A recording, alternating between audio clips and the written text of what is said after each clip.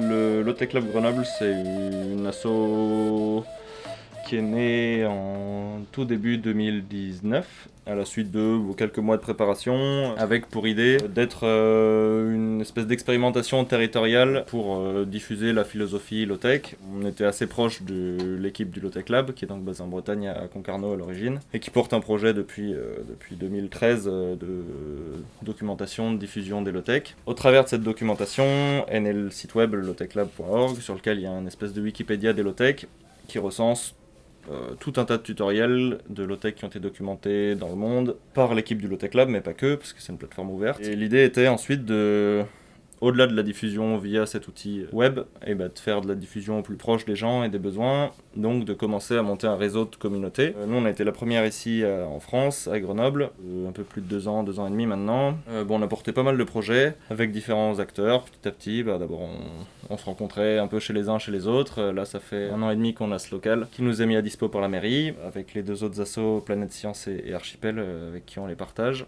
Et voilà, l'idée, c'est vraiment de construire, d'expérimenter ce maillon supplémentaire pour amplifier l'impact du Low-Tech Lab et de réussir aussi à fournir et un lieu et des compétences et des outils aux personnes qui en ville souhaitent expérimenter le low-tech mais n'ont pas forcément ces 3 choses ou l'une de ces 3 choses. Voilà l'idée globalement et ça se passe bien. Alors je vais enlever ma casquette Low-Tech Lab Grenoble du coup et je vais mettre ma casquette responsable des communautés pour le Low-Tech Lab. Pour suivre l'historique, après ce lancement du Low-Tech Lab Grenoble, il y avait plusieurs autres projets en cours de montage, notamment à Marseille, à Bordeaux, à Paris aussi, plusieurs collectifs on va dire. Et certains là depuis se sont montés en association, comme notamment à Bordeaux, à Paris. Et il y en a de plus en plus d'autres qui commencent à pousser ces sujets, même dans des villes plus petites et plus modestes, mais c'est super. Et du coup, pour le compte du Low-Tech Lab, on m'a appuyant en partie sur l'expérience grenobloise, et j'essaye d'accompagner ces autres communautés en créant des outils méthodologiques presque, des tutoriels sur comment monter une communauté, comment aller rencontrer les gens, comment monter des projets ensemble, comment animer des ateliers.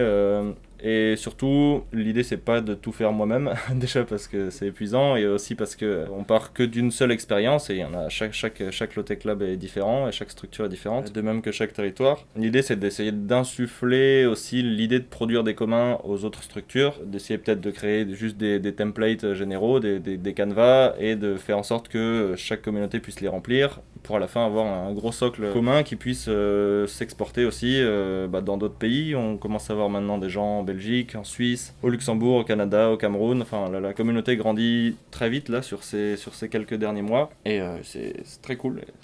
C'est assez prenant, mais c'est très motivant. La manière la plus simple, si vous avez envie de monter une structure dans votre ville, c'est de me contacter. Sur le site du Low-Tech Lab, dans la rubrique Nos actions, il y a notre programme communautaire, avec mon contact qui est community@lowtechlab.org. Et on pourra échanger là-dessus. Faut pas se frustrer si je réponds pas dans les 2 jours, c'est normal, mais pour l'instant, c'est le début de la démarche. À terme, on imagine rendre ce processus encore plus accessible en mettant directement le tutoriel sur la page web, de telle sorte que les gens puissent commencer d'eux-mêmes. Là, on est encore en train d'expérimenter les quelques derniers détails, mais ça va venir bientôt.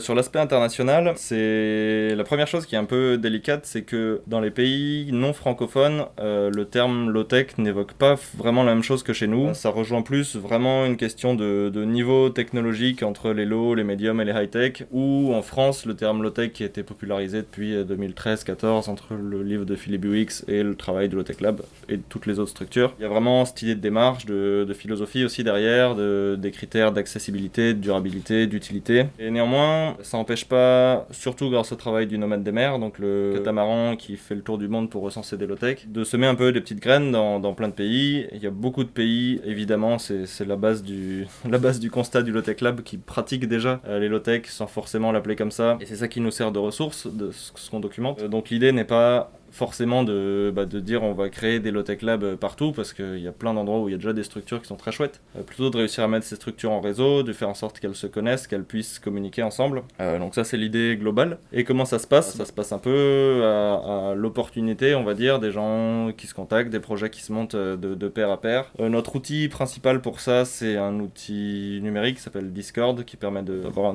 plusieurs salons de discussion, vocaux, écrits. Il y a plein d'autres associations et communautés globales qui se montent là-dessus, et notamment une qui nous inspire pas mal, c'est Precious Plastic. À partir de quelques machines, quelques plans de machines open source pour réutiliser les déchets plastiques, les broyer, les extruder, refaire des objets avec, ils ont réussi à créer vraiment une très grosse communauté mondiale là-dessus, et leur processus et leur manière de monter cette communauté sont super intéressants.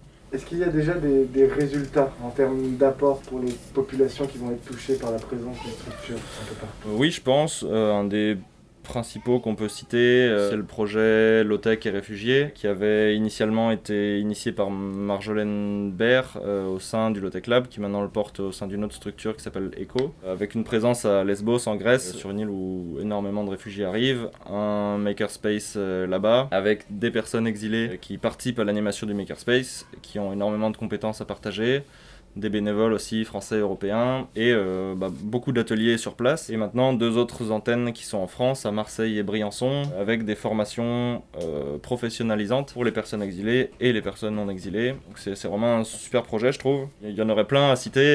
Il y a effectivement beaucoup de projets qui partent comme ça et qui partagent la philosophie low-tech, sans même que le Low-Tech Lab en soit à l'origine ou pas. C'est pas vraiment la question. Nous, tout ce qu'on a envie, c'est que ce soit diffusé le plus possible, et quand ça l'est, c'est cool. Une anecdote concernant mes anciens cours en école d'ingénieur, ou même à Sciences Po, je sais plus, où on nous avait appris ce qu'était le transfert technologique et l'idée d'envoyer nos technologies et nos plans, etc., conçus en Europe, dans les pays du Sud pour accompagner leur développement technologique, entre autres. Et quand j'ai commencé à connaître le projet Low-Tech Lab et que je me suis intéressé à ce qu'ils faisaient, je me suis rendu compte que c'était exactement l'inverse de ce qu'on nous avait appris, et qu'au contraire, on avait énormément à s'inspirer des pays du Sud, sur beaucoup de notions, pas que la technologie, mais aussi la sobriété, le bonheur même, souvent. Je dis pas que tous les pays du Sud sont heureux, loin de là, il y a évidemment beaucoup de soucis auxquels il faut faire très attention, mais j'aimais beaucoup la philosophie de pas imposer et partager notre mode de développement comme le développement parfait, mais aussi avoir une posture ouverte et de savoir ce qu'on pouvait apprendre de ces pays-là, et entre autres en termes de low-tech, d'ingéniosité, ils sont très très très forts. Et c'est un peu là-dessus qu'est partie l'expérience Nomade des mers pour le Low-Tech Lab. Comment on peut imaginer du low-tech à grande échelle, à l'échelle d'une métropole, etc. Très gros sujet. C'est un projet qui vient tout juste de commencer.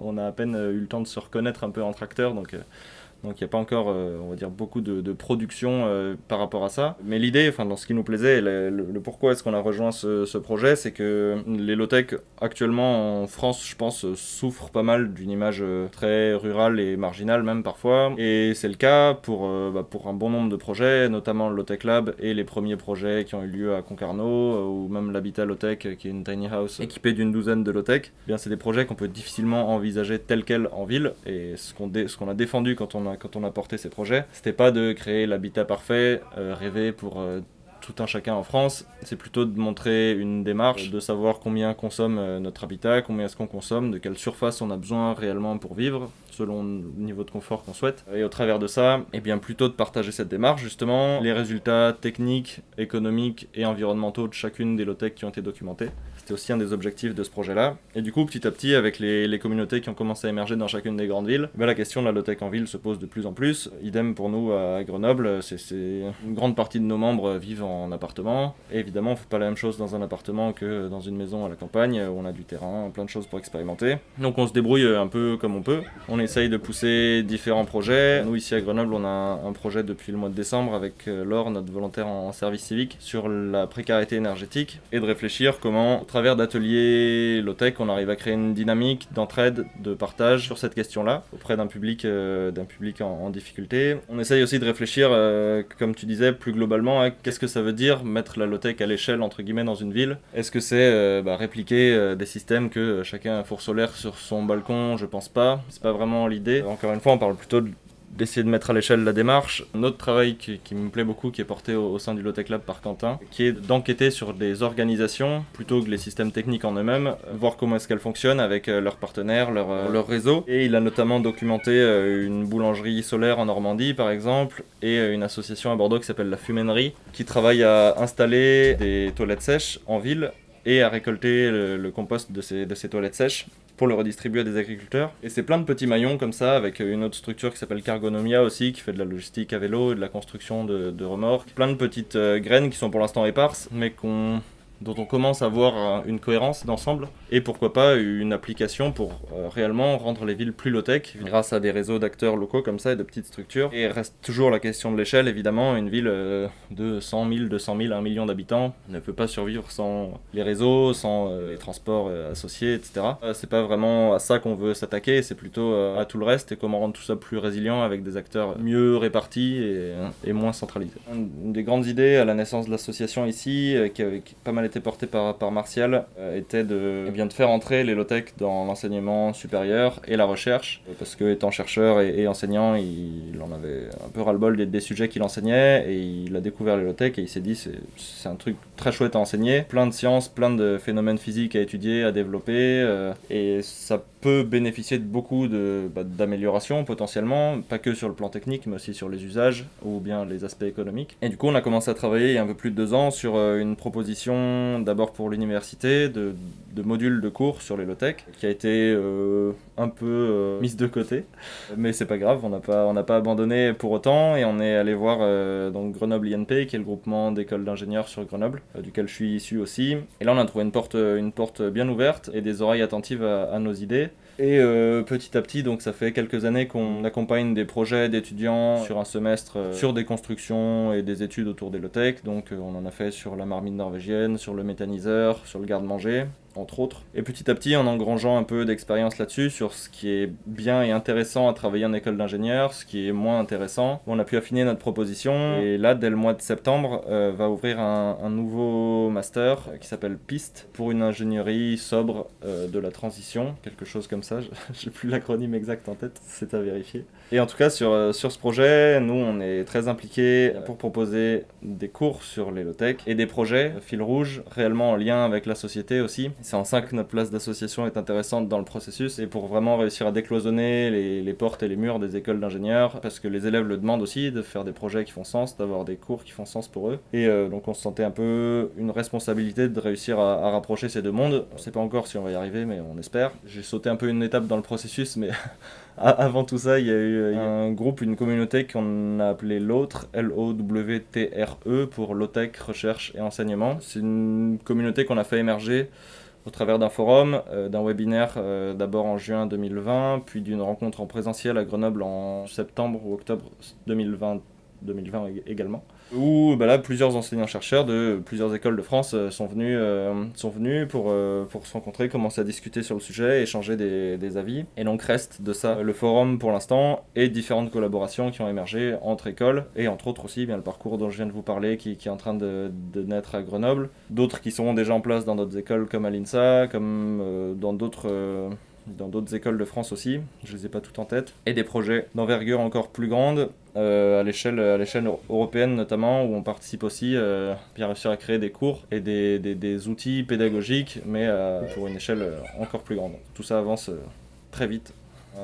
Il y a une démarche qu'on essaye souvent de partager, parce que c'est celle qui nous anime un peu tout le temps, celle qu'on va vivre ensemble cet après-midi aussi. C'est vraiment l'expérimentation sur soi. Avant de recommander des choses aux gens, et même avant de documenter, de prendre du temps à documenter des systèmes ou des organisations, on prend le temps de les expérimenter pour pouvoir déjà le vivre, voir si cette expérience nous procure du bonheur, si elle nous fait rencontrer des gens, si on apprend des choses. C'est vrai pour pas mal de choses différentes au final. J'ai un peu étendu cette philosophie au-delà des low-tech. Mais moi, c'est vraiment quelque chose qui m'anime et qui fait que ça me fait plaisir de bricoler chez moi et de tester des trucs. Je me rate souvent, mais c'est pas grave, c'est aussi le but. Et après, la fois d'après, je fais mieux. Et ouais, c'est vraiment ça, quoi. Faut essayer, trouver des gens, parce qu'à plusieurs, c'est toujours plus marrant. Et essayer. Fin 2020, on a été sollicité par la mairie, par le service Espace Public et Citoyenneté, pour organiser un chantier ouvert au public dans le camp d'hébergement du Rondeau, qui est au sud de Grenoble, où il y a une dizaine de bungalows qui accueillent 80 personnes. Où là on a construit un barbecue à partir des emplois, à partir de bidons comme celui-là. Il y avait l'idée de construire un barbecue évidemment, mais surtout de partager un moment collectif sur une semaine avec d'autres ateliers aussi. Il y avait une pergola, de la mosaïque, de la plantation. Redynamiser l'espace, le rendre beau déjà, le rendre agréable et convivial avec le barbecue notamment qu'on a pu tester à la fin du chantier. Et c'était super cool, c'était une très belle expérience. Il y a des photos etc. disponibles en ligne si besoin. J'aime beaucoup tout ce qui se passe autour du feu, parce que c'est plus quelque chose qui est très transmis dans la société, alors que c'est quand même un peu une base de notre civilisation, voire la base. Et je me suis formé sur la cuisine, la cuisson au bois, le chauffage également. Et je trouve que c'est vraiment un matériau très cool pour plein de choses, la construction. En tout cas pour la partie des cuiseurs, j'aime beaucoup la manière dont avec la même ressource, on peut faire beaucoup de choses différentes selon comment est-ce qu'on choisit de dimensionner notre objet pour utiliser la chaleur différemment. Si on veut beaucoup de chaleur pendant très peu de temps ou par exemple dans la cuisson au bois ou alors une température constante sur très longtemps pour les poêles de masse dans les habitats. Je trouve ça assez fabuleux la manière dont on a réussi à inventer plein d'objets différents et dont c'est quelque chose dont on se sert depuis extrêmement longtemps en tant qu'humain et que ça continue d'évoluer. Pour moi, c'est un bel exemple de progrès technique qui reste à une échelle raisonnable, on va dire. Il y a des fonds publics qui existent et les villes sont acteurs, pas entièrement, mais en bonne partie du développement des territoires, en plus de l'État, des régions et des acteurs privés. Qu'est-ce qu'on fait ? Ça va être compliqué de faire un plan d'action pour 1 million d'euros en 10 secondes, mais... Non, je pense déjà la première étape, c'est toujours de voir ce qui existe, ce qui marche pas, de se permettre de se tromper, d'expérimenter sur son territoire, comme toujours, parce que ce qui a marché dans un territoire n'est pas forcément réplicable à l'identique chez nous. Mais là, moi, si j'avais des billes à mettre, justement, le projet dont je vous ai parlé des enquêtes sur les organisations de la part de Quentin produit tout un tas de livrables au fil des mois et des rencontres qui sont partagées, disponibles en open source. C'est un projet qui est soutenu par l'ADEME justement. Eh bien, je me baserai là-dessus, pas que, mais en partie là-dessus pour essayer de faire émerger les quelques acteurs dont je vous ai parlé, par exemple pour le traitement des déchets, enfin des toilettes sèches, la logistique à vélo, la cuisson solaire, plein de petites thématiques comme ça, encore une fois, selon si elles sont adaptables ou pas à l'endroit. À Grenoble, les vélos, ça marche très bien parce que c'est une ville plate, mais dans d'autres villes, ça va être plus pénible, selon la proximité ou non d'agriculteurs. Enfin, il y a plein de petits sujets comme ça qui, je pense, méritent encore quelques années pour mûrir, pour faire leurs preuves économiques aussi, parce que si les acteurs n'arrivent pas à vivre de leurs activités, eh bien elles meurent, et donc pourquoi pas soutenir aussi cela. Voilà quelques idées en vrac, mais je pense que c'est un bon pari. Merci beaucoup. Avec plaisir.